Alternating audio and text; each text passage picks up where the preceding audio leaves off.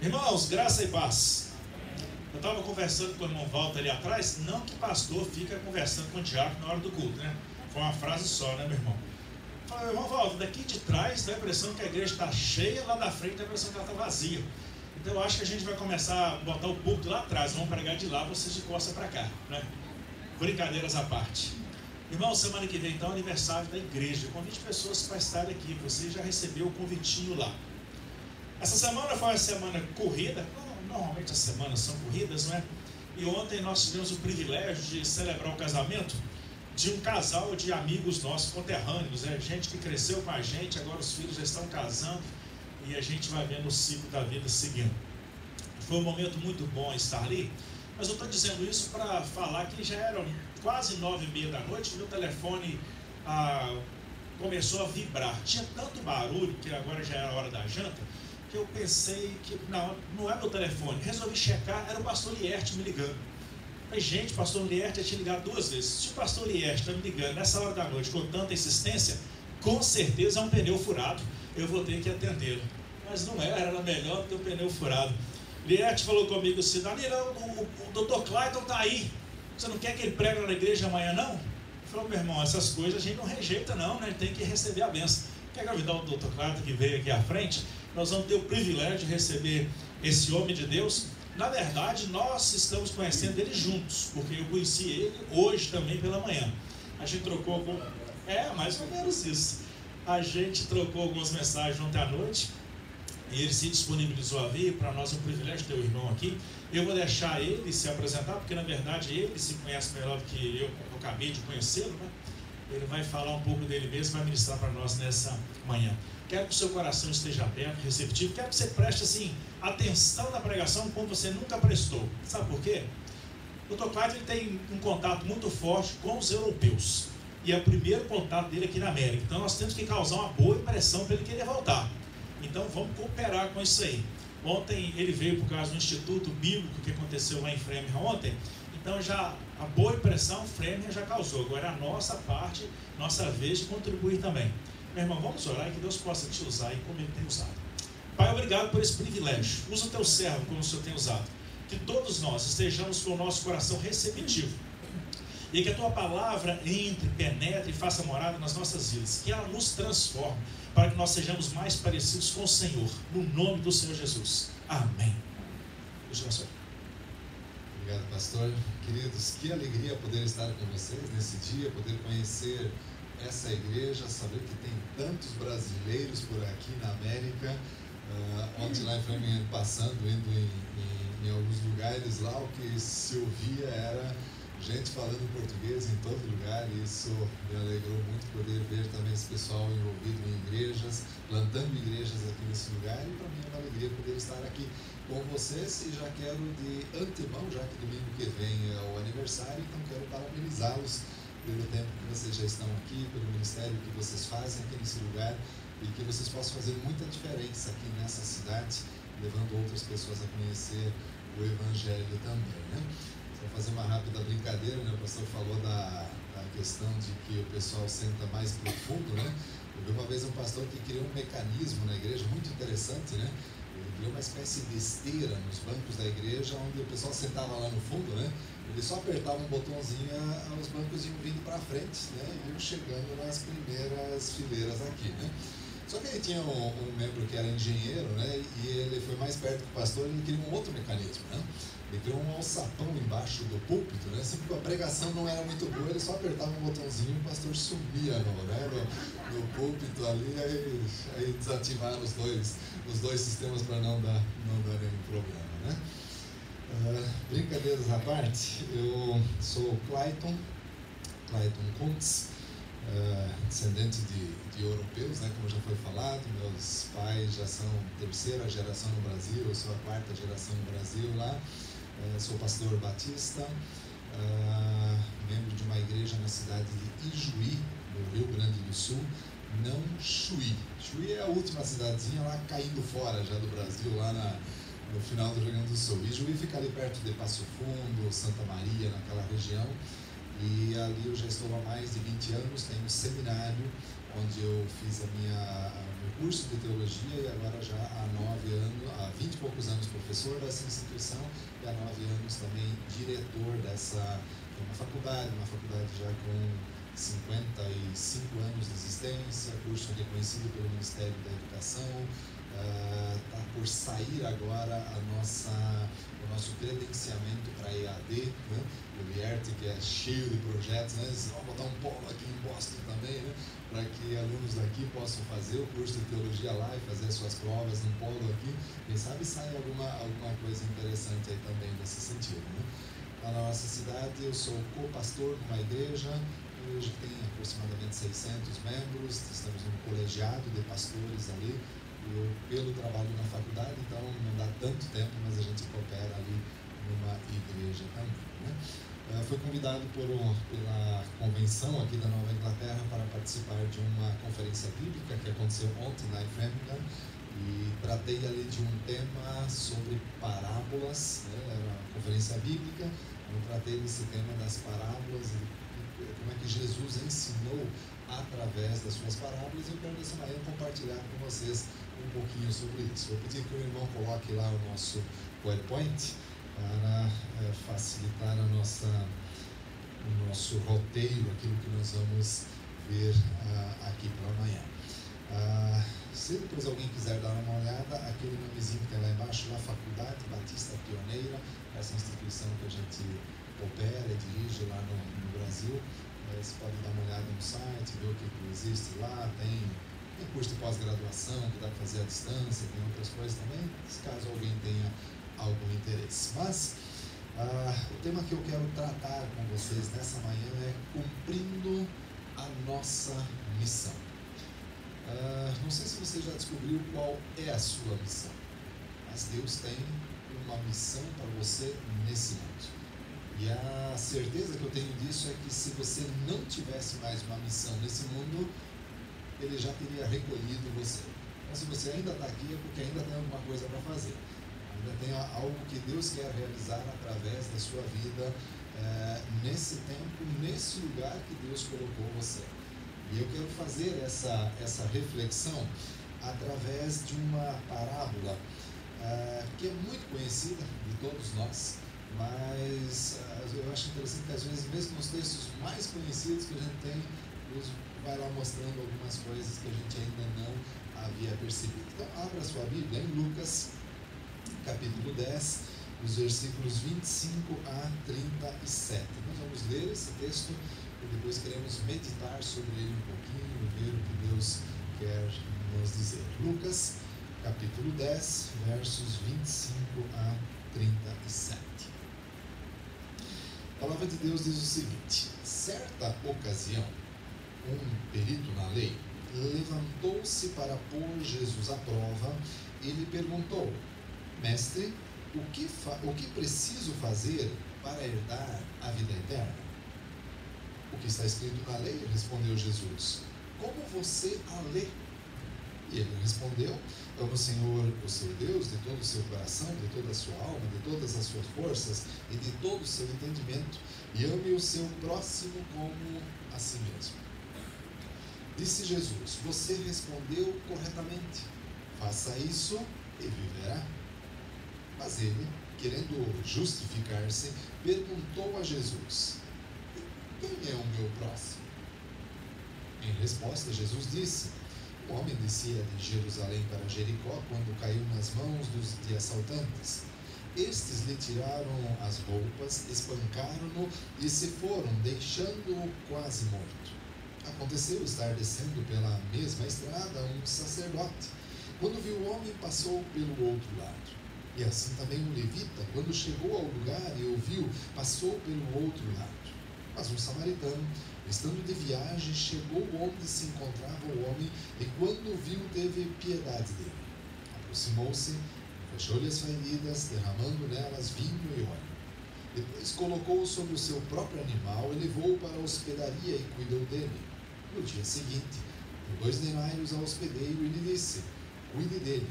Quando eu voltar, lhe pagarei todas as despesas que você tiver. Qual desses 3 você acha que foi o próximo do homem que caiu nas mãos dos assaltantes? Aquele que teve misericórdia dele, respondeu o perito na lei. Jesus lhe disse: vá e faça o mesmo. Muito bem, o que é que estava acontecendo quando Jesus de repente para e conta essa história que nós conhecemos já, né, do samaritano? O método que Jesus utilizava de ensino, o método das parábolas, eu acho ele fantástico, porque ele tem essa questão de que mesmo pessoas muito simples, né, se você olha no contexto da época ali, mesmo os discípulos de Jesus, lá na frente, eles vão ser chamados ainda de iletrados, incultos, ou seja, não eram pessoas estudadas, né? Jesus conta essas histórias, eles entendiam isso de uma forma muito tranquila, né? Era um recurso, vamos dizer assim, um recurso didático muito interessante.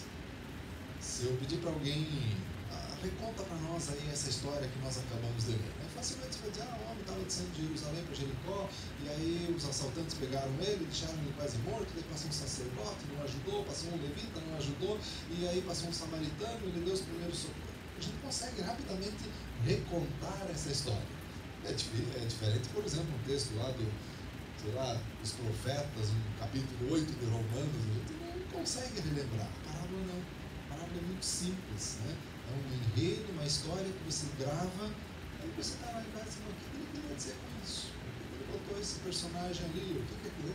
É um recurso fantástico. Mas o que estava acontecendo quando Jesus agora de repente conta essa história do samaritano que a gente conhece? O texto diz que um fariseu, um mestre da lei, se levantou para colocar Jesus à prova.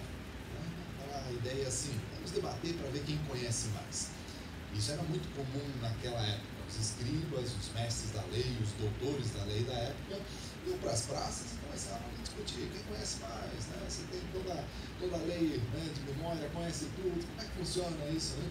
Eles faziam isso muito frequentemente. E esse homem chega para Jesus com uma pergunta que é talvez a pergunta mais importante que qualquer um de nós deveria se fazer também. O mestre, que farei, ou mestre, que farei, o que preciso fazer para herdar a vida eterna? Bom, Jesus não é bobo em nada, né? Ele olhou para aquele cara e disse assim, você não é mestre da lei? Não entendido do assunto? Então, o que a lei diz sobre isso? Não é que você interpreta isso. Essa é uma tática de professor que a gente utiliza muito, né? Quando você se aperta um pouquinho, você joga a pergunta de volta para a pessoa. Jesus não se apertou, mas ele levou a pessoa a refletir um pouco sobre a pergunta que havia feito. E aí aquele mestre da lei consegue fazer talvez um dos melhores resumos de todo o Antigo Testamento. Lembra que a Bíblia, nessa época, né, as escrituras deles nessa época, o Novo Testamento não existia ainda, então as escrituras deles eram o Antigo Testamento. Ele consegue sintetizar isso em 2 ou 3 frases, assim, de uma forma fenomenal. Para herdar a vida eterna, a pessoa precisa amar ao Senhor, seu Deus, de todo o coração, toda a sua alma, todas as suas forças e todo o seu entendimento, e amar o próximo como a si mesmo. A resposta foi tão boa, eu fico imaginando Jesus quase dizendo assim, nota 10, acertou em cheio. A resposta foi tão boa que Jesus só disse para ele assim, você respondeu corretamente, faça isso e viverá. É só isso. Você sabe o que é para fazer, você veio com uma pergunta, mas você já tem a resposta. Pratica isso e é desse jeito que vai ser. Aí a gente já pode tirar uma lição aqui, né? Muitas vezes a gente já tem as respostas. Muitas vezes a gente sabe o que deveria estar fazendo. O nosso problema não é de conhecimento, o nosso problema não é de teologia. O nosso problema, na maioria das vezes, é de disposição. Quer dizer, eu vou fazer aquilo que eu sei que eu deveria estar fazendo. E essa é a situação que acontece aqui. O mestre da lei sabia a resposta. Tanto que deu a resposta, né? Jesus só podia dizer assim, está correto, é isso mesmo, vai e faz. É claro que, como diz lá, ele se levantou para pôr Jesus à prova, né? Não ia se dar por vencido logo na primeira pergunta, né? Ele joga uma segunda pergunta. Ok, então amar a Deus, amar o próximo, mas quem é meu próximo? É a próxima pergunta dele. Pode até parecer um pouco estranha essa pergunta, mas ela fazia todo sentido naquele contexto. Lembra, ele falou de amar a Deus, amar o próximo, mas a pergunta é: até onde eu devo exercer esse amor ao próximo? Até qual ponto? Né? O judeu tinha esse negócio muito da sua etnia, do seu grupo, né? Então, óbvio, vou amar os meus pais, né, os meus irmãos, vou amar a minha família estendida, né, que são os parentes próximos ali. Também eu vou amar o clã, né, a tribo, aquele grupo, né? Mas para além disso, até onde vai? Né? Aquela pessoa que já é de uma outra etnia, eu também preciso amar ou não? Né? E alguém que não é israelita, eu preciso amar ou não preciso amar? Então parece que faz um certo sentido essa pergunta. E ao invés de Jesus começar a dizer assim, para toda uma aula de ética para ele, ele diz assim: deixa eu te contar uma história. Vou te contar uma história e aí vamos ver o que a gente consegue aprender disso. E aí Jesus começa contando a história de um homem que descia de Jerusalém para Jericó, e enquanto ele estava descendo nesse caminho, ele caiu nas mãos de alguns salteadores, né? Essas fotos eu consegui no Instagram, o Samaritano, ele gentilmente cedeu isso para a gente poder compartilhar com vocês aqui, né? Os assaltantes, então, pegam ele, roubam tudo que ele tem, espancam ele e deixam ele praticamente morto. Essa é a situação que está relatada ali no nosso texto. Quando isso acontece, Jesus começa a falar de algumas pessoas que começaram a passar por ali naquele caminho. E aí ele fala que descia por aquele mesmo caminho um sacerdote, né? E quando ele viu aquela situação daquele homem ferido, ele optou por passar de largo e não auxiliar aquela pessoa. Alguns vão dizer que, bom, o sacerdote teve consigo uma crise, uma luta com a questão da pureza cerimonial, né? O sacerdote, se ele tocasse num animal morto, numa pessoa morta, ele ficaria impuro por conta disso, e por certo tempo ele nem sequer poderia fazer os seus ofícios lá no templo. Outros vão dizer também, bom, mas como é que esse sacerdote ia investir um tempo ali cuidando daquele homem ferido, se talvez lá no templo tivesse, 10, 20, 30, 50, 100 pessoas esperando para que ele fizesse os sacrifícios, fizesse o trabalho dele lá no templo. Então, tá vendo? Ele não teria como perder tempo com aquela pessoa. Aí tem um detalhe, como a gente tem estudado parábolas aí há muito tempo, né? Tem um detalhe geográfico aqui eu acho bem interessante, né? O texto diz que um homem descia de Jerusalém para Jericó, certo? E depois um sacerdote descia pelo mesmo caminho. Onde é que ficava o templo? Jericó ou Jerusalém? Jerusalém. Jericó era a morada dos sacerdotes. Ele estava indo para o trabalho, para o turno dele? Não. Ele descia de Jerusalém para Jericó. O turno dele tinha terminado, ele tinha agora o tempo de descanso dele. Ou seja, ele não estava indo para o trabalho, ele estava voltando do seu turno. Ele, mesmo que ele talvez tocasse naquele homem, porque não sabia se estava morto, se não estava morto, se estava ferido, mesmo que desse, ele teria o tempo, né, do turno de descanso dele para se purificar e depois voltar para o trabalho. Então, não justifica aquela atitude que um homem religioso teve de deixar de ajudar aquela pessoa. Aí o texto vai nos dizer que na sequência passa um levita. Levita também era um religioso que também atuava no templo, né? E ele passa por aquele lugar e ele também enxerga aquela situação e ele tem a mesma atitude da pessoa anterior, ele também passa de lá. Alguns escritores dizem assim, bom, talvez ele sabia que o sacerdote estava indo antes dele, o sacerdote não fez nada, então agora se eu fizer, vou ficar confronto, né? Mostrar que eu quero fazer, então na dúvida também não fez nada e foi adiante. Agora tente imaginar aquele ouvinte da parábola de Jesus. Lembra quem que estava conversando com Jesus? Um mestre da lei, um doutor da lei. E aí eles começam a falar sobre amor ao próximo. Aí Jesus conta a história de um homem ferido e que passa por ali um sacerdote. Os sacerdotes normalmente são do partido dos saduceus, os fariseus e os saduceus não se davam muito bem, né? Passa um sacerdote saduceu, não faz nada. Passa um levita e não faz nada. Quem é que vai vir agora? Quem é que vai mostrar como é que se faz e como é que se cumpre toda a lei? Ele estava esperando, obviamente, um fariseu, um mestre da lei. Só que ao invés disso, Jesus coloca na história dele um samaritano. Eu vou tentar descrever um pouquinho a diferença entre judeus e samaritanos para vocês entenderem o impacto de Jesus colocar um samaritano nessa história. Os judeus e samaritanos não se davam muito bem.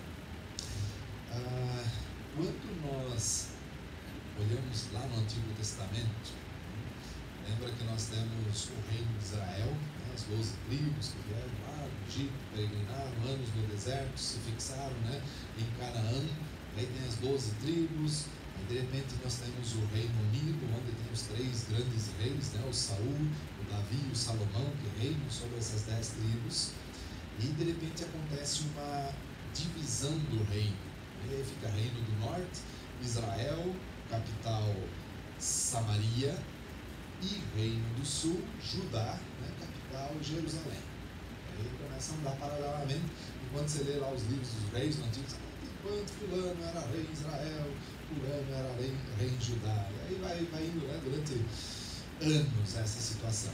E no ano 722 a.C., o reino do norte, que a capital era Samaria, ela foi invadida pela Assíria, que veio lá do norte, invadiu, né, Israel, o reino do norte, e destruiu aquele reino.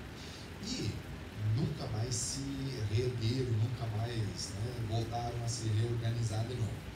E a Síria tinha uma estratégia de guerra muito interessante.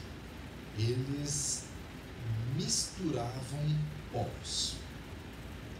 Eles pegavam algumas pessoas dali e levavam cativos lá para outro lugar, pegavam pessoas de lá, traziam para cá, pegavam pessoas do outro lugar, traziam para cá também, e isso virava aquela mistureba toda de gente, né? E isso como estratégia de guerra era fantástico. Sabe por quê? Porque aquele povo que estava ali misturado nunca mais se reerguia como uma nação. Porque o que acontecia? A hora que alguém dizia assim, vamos lutar contra os nossos opressores, né? 80%, 90% daquele povo diria assim, por que eu vou brigar por uma terra que nem é minha? Os meus pais estão enterrados a 1000 quilômetros daqui, por que eu vou brigar por esse chão aqui? E o reino do norte nunca mais conseguiu se reorganizar. E com isso, esse reino, antigo reino do norte, né, ele acabou sendo esse povo, essa mistura de raças. E aí o judeu lá do sul, né, que mesmo que foram para a Babilônia, cativos, voltaram depois, eles sempre olhavam para os do norte, os samaritanos, e diziam assim, esse povo aí é povo misturado. É parente, aí, aquelas coisas, né? E eles tinham uma briga muito grande. Os judeus chegavam a orar para que Deus excluísse os samaritanos da vida futura. É claro, os samaritanos também não eram assim tão fáceis assim, né? No ano 9 a.C., os samaritanos vão para Jerusalém e eles espalham ossos humanos no templo. Você sabe o que significa isso? Lembra? Se o sacerdote tocasse numa pessoa morta, num animal morto, ele não podia continuar os ofícios dele porque ele estava impuro cerimonialmente. Agora, os samaritanos vão lá no templo em Jerusalém e espalham ossos humanos no templo todo. Ou seja, tornou impuro aquele espaço e não se podia fazer mais nada. Não é que uma pessoa não podia fazer o ofício que precisava. O templo estava profanado, tudo isso. Então, judeus e samaritanos ficam o tempo todo brigando.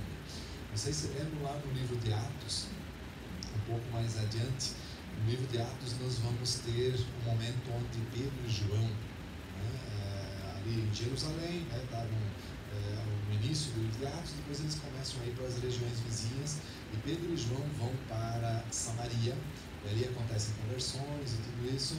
Depois, lá no capítulo 11 de Atos, o Pedro volta para Jerusalém, ele está na reunião da turma lá e ele tem que se explicar por que lá em Samaria teve gente recebendo o Espírito Santo também. E aí eu acho muito interessante a forma como Pedro diz assim, ele diz em outras palavras, mas mais ou menos assim: o que é que nós podíamos fazer se o Espírito Santo desceu sobre eles do mesmo jeito que sobre nós, né? Mas assim, só pelo fato de que ele teve que se explicar sobre isso, já mostra esse estranhamento entre esses povos diferentes. Então, é mais ou menos essa a relação entre judeus e samaritanos. E agora vem Jesus, numa história que ele está contando, e coloca um samaritano como herói da história dele. Vocês entendem por que os mestres da lei, os escribas, queriam matar Jesus? Ele fica contando essas histórias, né, de um homem ferido, e o cara que foi ajudar ele, quem era? Um odiado samaritano, o cara lá do povo, lá que é povo misturado, não sei o que, ele coloca como herói da história. Outro detalhe interessante que o texto nos dá, ele diz: passando por ali, um samaritano que estava de viagem. Nós estamos entre Jerusalém e Jericó, isso é no sul, é no reino de Judá. Um samaritano, estando de viagem, ou seja, ele não era dali. Então, aquele homem ferido ali, não era conhecido dele, não era parente dele, não era amigo dele. Por quê? Ele não era daquela região, ele estava de viagem, eles estavam passando ali. Mas é esse o homem que, segundo as Escrituras, vai dizer que ele se compadeceu, que está ali, mas um samaritano, estando de viagem, chegou onde se encontrava o homem, e quando viu, teve piedade dele. A outra versão vai dizer, teve compaixão dele. Na verdade, ele teve aquele sentimento que os compatriotas daquele homem ferido deveriam ter tido e não tiveram. E o samaritano consegue ter isso. E aí o texto vai nos dizer ainda que ele não vai fazer ali os primeiros socorros ali, passar um band-aid, fazer um curativo no rapaz lá que estava machucado, e ali o band-aid da época, e depois vai dizer que ele vai colocar aquele homem sobre o seu próprio animal, o animal que ele estava de montaria ali, e vai levar ele até uma hospedaria mais próxima. Um comentarista bíblico sobre as parábolas, ele diz o seguinte: a gente não consegue imaginar o risco que esse samaritano estava disposto a correr para cuidar daquele homem ferido. Vocês devem ter ouvido já da chamada lei do talião, a lex talionis. Olho por olho, dente por dente. Alguém morreu, alguém precisa pagar com a sua vida, com a morte, por causa daquela morte. Alguém foi ferido, alguém precisa ser ferido para pagar aquilo. Essa era a mentalidade da época. Então, se tem aquele homem ferido lá no caminho, alguém vai ter que pagar por isso. E agora, de repente, esse samaritano, ele não é querido entre aquelas pessoas daquela região, coloca ele sobre o seu próprio animal e vai indo até a primeira vila para atender aquele cara. O comentarista que eu li é um americano, ele disse assim, é mais ou menos, para quem é da geração da minha para adiante, lembra dos filmes de faroeste americano que a gente assistia. Tente imaginar um cowboy indo lá para o meio das montanhas e de repente ele leva uma flechada nas costas. Aí ele está ferido lá no chão, de repente passa um índio, pele vermelha, e vê aquele homem ferido e diz assim: eu vou colocar ele sobre o meu animal e levar ele para a vila, né, para a primeira vila que eu encontrar. A hora que ele chegar lá, o que os outros cowboys vão achar? Quem é que machucou o nosso amigo? Só pode ser vamos matar esse cara, porque foi ele que machucou o nosso amigo. Mais ou menos essa situação que está acontecendo aqui. Então, quando aquele samaritano se dispõe a colocar esse homem sobre o seu próprio animal e levar ele lá para a hospedaria, ele está correndo risco de vida. Mas ele diz assim: eu preciso fazer alguma coisa, eu preciso ajudar essa pessoa. Não apenas isso, mas quando ele está saindo ali, ele paga do seu próprio bolso, do seu próprio dinheiro, para o dono da hospedaria, para que ele cuide daquele homem ferido. E se não bastasse isso, ele ainda diz: olha, quando eu voltar e tiver dado mais gastos do que aquilo que eu paguei, eu me comprometo a pagar o restante, todo o tratamento desse homem ferido. E aí, terminada a história, Jesus olha para aqueles fariseus, para aqueles mestres da lei, para aquelas pessoas que haviam feito aquela pergunta lá no início, e diz: bom, terminada a história, quem vocês acham que foi o próximo daquele homem ferido? Não sei se deu para perceber na resposta dele. Ele, por causa dessa briga, né, que os judeus e os samaritanos têm, ele nem consegue dizer: foi o samaritano, né? Olha como é que está lá no texto: foi aquele que usou de misericórdia com ele, né? A briga era tanta, né? Ele nem teve coragem de dizer: foi um samaritano que fez isso, mas ele diz: foi aquele que usou de misericórdia com ele. E aí o que Jesus diz? Tá certo, faça isso e você viverá. Da mesma forma como antes, lá em cima, Jesus já tinha dito assim: você sabe o que deve fazer, faz isso, você já sabe. Chegou no final, qual que é a resposta? Você sabe o que deve fazer, você sabe a verdade, vai e faz aquilo que você sabe que deve fazer. Um outro detalhe interessante, eu não sei se vocês perceberam a inversão da pergunta que Jesus faz. Porque lá em cima, o intérprete da lei, quando ele se viu apertado lá, né, ele perguntou: quem é o meu próximo? Olha como é que Jesus faz a pergunta no final agora: quem foi o próximo daquele homem ferido? A pergunta do fariseu tinha sido no sentido de quem é o objeto do meu amor? Quem é meu próximo? Quem eu devo amar? Até aonde eu devo amar alguém? Essa era a pergunta do fariseu. Jesus dá um tombo nesse negócio todo, ele muda a pergunta e pergunta assim: quem foi o próximo daquele homem ferido? Ele não está mais perguntando sobre o objeto do amor, a quem eu devo amar, mas ele pergunta: quem deve amar? Quem foi o próximo? Amar ao próximo não tem tanto a ver com será quem é que está precisando de alguma ajuda. Me desculpe, mas é só olhar ao nosso redor. Tem muita gente carente da graça de Deus, carente de ajuda, famílias desestruturadas, pessoas sozinhas, pessoas, né, falando sobre questão de alcoolismo agora de manhã, gente perdida de tanto jeito. Tem um monte de gente precisando de ajuda. A pergunta não é quem está precisando de ajuda. A pergunta que Jesus faz é: quem dentre nós está disposto a ser o próximo de alguém necessitado? Essa é a pergunta que a gente precisa fazer. Gente precisando de ajuda tem aos montes. Gente disposta para ajudar, aí já não é mais tanto assim. Aí já diminui bastante.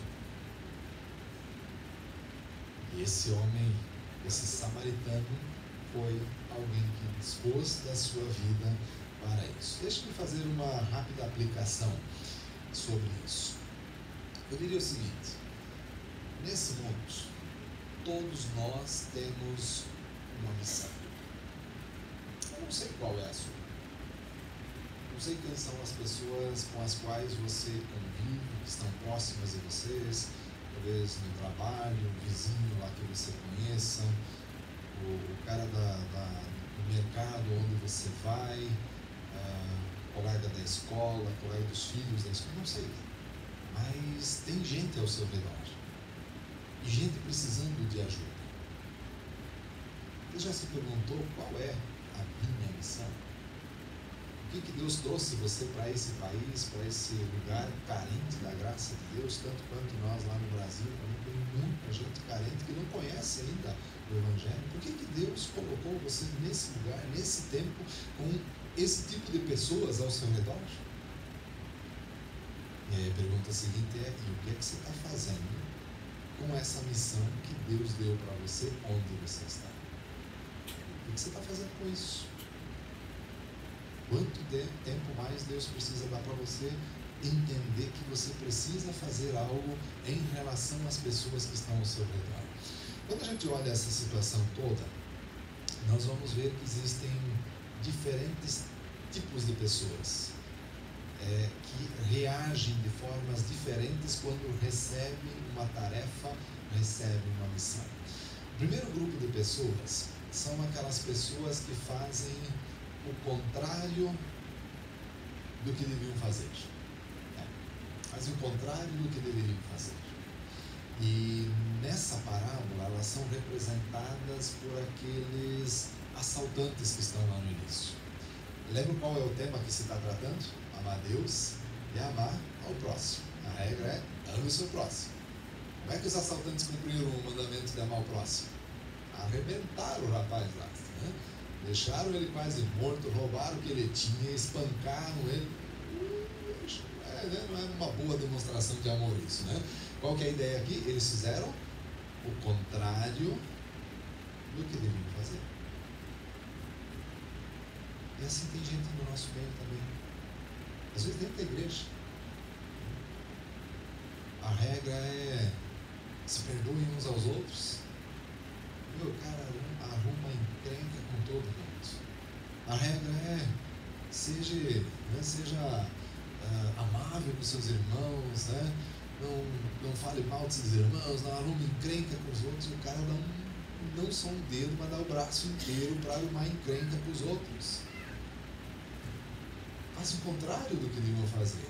Aí fora, na comunidade, a gente deveria dar um excelente testemunho, porque as pessoas olhassem para nós e diziam assim: onde é que você aprendeu isso? Como é que você reage desse jeito? Eu quero aprender sobre isso também. Em que igreja você vai? Me deixa ir junto lá. Só que às vezes o nosso testemunho é tão ruim, que as pessoas dizem assim: mas nem pensar que eu vou num lugar desses. Se você se diz cristão de uma igreja e age desse jeito, eu não quero conhecer isso não. Por quê? Porque tem cristãos que fazem o contrário do que deveriam fazer. Infelizmente nós temos pessoas desse jeito. Também há aquelas pessoas que deixam de fazer o que deveriam fazer. E aqui os representantes, né, dentro dessa parábola são o sacerdote e o levita.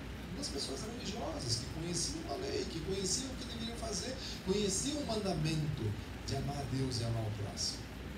Só que ao invés de fazer isso, o que eles fizeram? Deixaram de fazer o que deveriam. E há pessoas no nosso contexto também que agem desse jeito, né? Tem uma evangelização que a gente vai fazer, vamos fazer uma interação com a nossa cidade, deixa quieto, vou ficar em casa, está tão bom, né? Para que me envolver, para que, né? Deixa eu ficar na minha e pronto. Deixam de fazer o que deveriam fazer. Tem um colega de trabalho que está há anos trabalhando do meu lado e ele nem sequer sabe que eu sou cristão.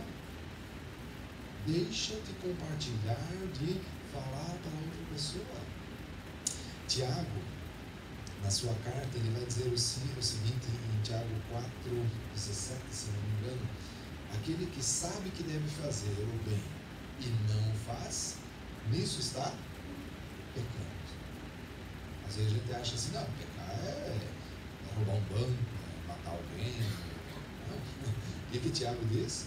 Se alguém sabe que deve fazer o bem e não o faz, nisso também está pecando. Um professor meu de teologia, ele sempre dizia assim: os incrédulos serão julgados principalmente por pecados de comissão. Aquilo que eles cometeram, aquilo que eles fizeram. Nós, cristãos, seremos julgados principalmente por pecados de omissão. Hoje a gente está todo mundo na igreja, está na escola bíblica, no culto de oração, a gente lê a Bíblia, a gente conhece um monte de coisa. Só que a gente não faz. A gente está mais ou menos como aquele fariseu, né, que Jesus olhou para cima. Respondeu certo. Você sabe o que é para fazer, vai e faz. Só isso. E a gente deixa de fazer. Como tem gente que deixa de fazer o que devia fazer. E muitas vezes as igrejas estão cheias desse tipo de pessoas. Mas, graças a Deus, existe um terceiro grupo ainda. Aqueles que fazem o que deviam fazer. E aí o samaritano é o nosso representante nessa parábola, né? Ele fez o que deveria fazer. Ele viu uma pessoa necessitada, ele viu uma pessoa que precisava de ajuda e ele se colocou na brecha, se colocou no serviço para ajudar aquela pessoa. Mas ele iria um pouquinho mais adiante ainda dizendo o seguinte: não apenas fazem o que deveriam fazer, mas fazem até mais do que deveriam fazer. Porque ele poderia simplesmente ter olhado e dito o seguinte, assim: bom, eu não conheço esse cara, nunca vi esse homem ferido aí, eu vou dar uma aguinha para ele, né, para refrescar um pouquinho, fazer um curativo ali nos ferimentos maiores e vou continuar a minha viagem, cuidar da minha vida, fazer meus negócios e pronto.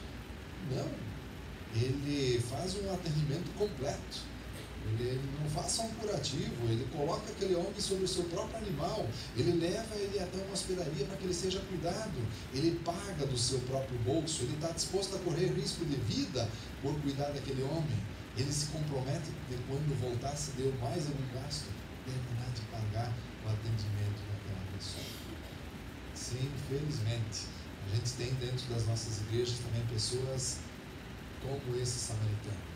Pessoas que dizem assim: quem é que está precisando de ajuda? Eu estou doido para ajudar alguém, eu estou doido para fazer alguma coisa, para servir no reino de Deus. Há aqueles que fazem o que deviam fazer e fazem até muito mais do que deveriam fazer. Que Deus encontre no nosso meio, que Deus encontre nessa igreja várias pessoas desse jeito. Onde é que eu posso me envolver? Onde é que eu posso fazer alguma coisa por essa igreja, por essa comunidade, por essa sociedade, pelas pessoas que vivem ao meu redor? E a gente consiga encontrar aqui muitas e muitas pessoas. Finalizando e resumindo, né, a nossa história, no cumprimento da nossa missão. E lembre que você não está por acaso nesse mundo. Você não foi recolhido ainda, porque Deus tem alguma coisa para você fazer ainda. Eu não sei o que é, mas alguma coisa Deus tem para você fazer ainda. Você pode ter um desses tipos de atitude aqui. Fazer o contrário, Deus deu uma missão para você, você fazer o contrário do que deveriam fazer, e tem gente que é assim. Deixar de fazer o que é a sua tarefa, e aí essa tarefa vai ficar em aberto. Deus deu para cada um de nós habilidades, dons, influências, pessoas no círculo de relacionamento, e deu para todos nós essas coisas. Ele espera que você cumpra a sua parte. Sabe por que tem muita gente que não ouviu falar do Evangelho ainda? Sabe por que tem tanta gente necessitada? Porque parte dos cristãos desse mundo deixam de fazer o que deveriam fazer. Esse é o problema. Mas graças a Deus que existem aqueles que fazem o que deviam fazer e fazem até muito mais do que deveriam fazer. O Senhor encontra nessa igreja pessoas como esse terceiro grupo, pessoas que dizem assim: eu quero me envolver, eu estou aqui porque um dia alguém, eu não sei quem foi na sua vida, porque alguém disse: eu vou falar do Evangelho para você que está sentado aqui. Provavelmente alguém deve ter ajudado você em alguma crise, alguma necessidade que você tinha na vida, e a partir dali você conheceu o Evangelho, você se levou a seguir esse Jesus por esta vida. Mas hoje tem outras pessoas ao seu redor também com a mesma situação que você estava algum tempo atrás. Ou na ignorância de não conhecer o Evangelho, ou em alguma crise, alguma necessidade, precisando de ajuda, e você pode ser o samaritano dessa pessoa. Você pode ser o próximo dessa pessoa. Lembra a pergunta que o fariseu fez e a pergunta que Jesus fez? Não é quem é meu próximo, quem precisa de ajuda. Está cheio de gente ao nosso redor precisando de ajuda. A pergunta é: quem vai ser o próximo? Quem vai ser a pessoa disposta a ajudar os necessitados ao nosso redor? Deus incomode você. Eu estou indo embora depois, tá? Para que Deus fique incomodando você, dizendo assim: eu preciso fazer alguma coisa, eu preciso ajudar. Porque Deus levanta pessoas para me ajudarem quando eu precisar. Agora eu estou na vez de ser o samaritano de outras pessoas. Eu quero orar por vocês. Eu não conheço a vida de cada um de vocês. Eu não sei quais são os contatos que você tem na rede de relacionamento, de amigos, de vizinhos, de parentes, de colegas de trabalho. Eu não conheço a situação de vocês. Então, eu faço isso de forma assim bem livre, sem julgar nenhum lá. Você está fazendo, você não, eu não faço ideia de como é que são vocês. Mas foi a palavra que Deus deu ao meu coração para desafiá-los nessa manhã. E dizer para você: você tem uma missão no lugar onde você está, com as pessoas que Deus colocou ao seu redor. A resposta a essa missão é você que vai escolher. E tem esses tipos diferentes de pessoas. Que tipo de pessoa você é? Posso orar por você ainda? Pedir que Deus nos ajude a cumprir a nossa parte no reino. Senhor Deus, nós te louvamos, nós te agradecemos pela oportunidade tão especial de nesse domingo estarmos reunidos como igreja. Eu conheci hoje essa igreja, mas eu fui tão bem recebido aqui, é tão bom estar na comunhão dos irmãos. Mas nós sabemos, Senhor, que temos ao nosso redor uma missão a cumprir. Eu não sei, Senhor, qual é a missão de cada um dos meus irmãos que estão aqui, mas eu sei que Tu tens um plano, Tu tens uma tarefa para cada um deles. E eu quero pedir, Senhor, que Tu incomodes o coração de cada um deles, que não saiam daqui tranquilos, achando que está tudo bem, tudo certo, ninguém mais precisa de ajuda, porque nós sabemos que nesse mundo tem muita gente, ou que não conhece do Teu Evangelho, ou que está necessitado de alguma coisa para as suas vidas. E nós somos os Teus instrumentos para ajudar essas pessoas. Nós somos os samaritanos que Tu queres usar nesse tempo para fazer diferença na vida de pessoas. Nós um dia fomos evangelizados por alguém, ouvimos da Tua palavra da parte de alguém, fomos ajudados por alguém nas crises, nas necessidades que nós tínhamos. E hoje é nossa vez de ajudar as pessoas ao nosso redor, que estão carentes da Tua graça, estão carentes de uma palavra de encorajamento, de ânimo, de consolo, de conforto, ou simplesmente de ouvir que Deus as ama e Tu quer nos usar como esses instrumentos para que o Teu reino seja proclamado e o Teu reino seja expandido, seja aqui na América, seja lá no Brasil, seja em qualquer lugar desse mundo. Nos ajude, Senhor, nos derrama da Tua graça e nos desafia a fazermos a nossa parte no Teu reino. Em nome de Jesus. Amém. Amém. Deus os abençoe, que Deus dirija a vida de vocês. Pastor, muito obrigado pela oportunidade, pelo privilégio de compartilhar a palavra com vocês. Meu irmão, nós que agradecemos, tá? Obrigado mesmo, que Deus continue te abençoando, te usando aí. Irmãos, quem aí concorda comigo que nós devemos sequestrar o passaporte do pastor para ele não voltar